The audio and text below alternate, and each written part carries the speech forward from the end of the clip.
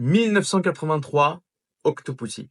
Alors vous allez rire, mais c'est un James Bond que j'aime pas du tout à la base. J'avais du mal quand je l'ai vu la première fois et à force de le revoir et tout, surtout que c'était le préféré de ma mère et ben, petit à petit, j'ai commencé un petit peu à l'apprécier et maintenant c'est un des films que j'adore le plus. Donc l'histoire, c'est que un agent du MI6 est retrouvé mort avec dans sa main un œuf de Fabergé, donc celui des Romanov. Et James Bond est lancé à l'enquête pour savoir d'où vient cet œuf, alors qu'il est censé être à Moscou, dans les bijoux, dans le coffre des bijoux de Romanov.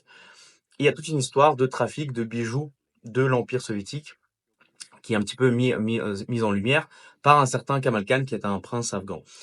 Sauf que l'histoire ne s'arrête pas là, il y a beaucoup d'arcs narratifs avec un cirque, avec des bombes nucléaires, de l'armée, le mur de Berlin, et on se rend compte qu'en fait, il y a une vaste machination beaucoup plus grande pour déclencher une troisième guerre mondiale par un général soviétique.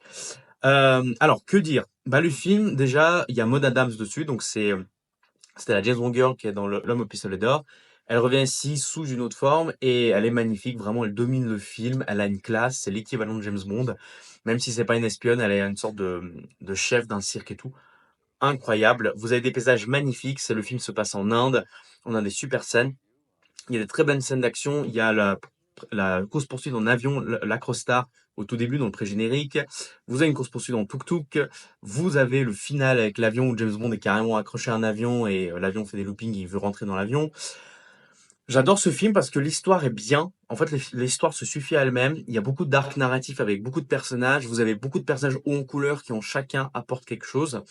Euh, et en fait, le film n'a pas pris une ride. Après, il n'est pas parfait pour être honnête. Le gros problème, c'est Roger Moore. Il commence à vieillir. Autant dans Rien que pour vos yeux, ça allait encore. Là, tu sens qu'il est en train de vraiment galérer, que les scènes où il fait des actions, c'est déjà plus difficile. Je crois qu'à l'époque, il avait 56 ans, un truc comme ça. Donc, c'est pas encore comme Dangereusement Vôtre que j'ai présenté l'autre jour. Mais on sent que voilà, c'est plus du tout le même acteur, c'est plus la Fougasse. Donc, quelquefois, on sent que il est un petit peu dépassé et quelques scènes aussi ont mal vieilli quand il se déguise en clown, il se déguise en singe, on dirait un épisode de La Panthère Rose. Donc voilà.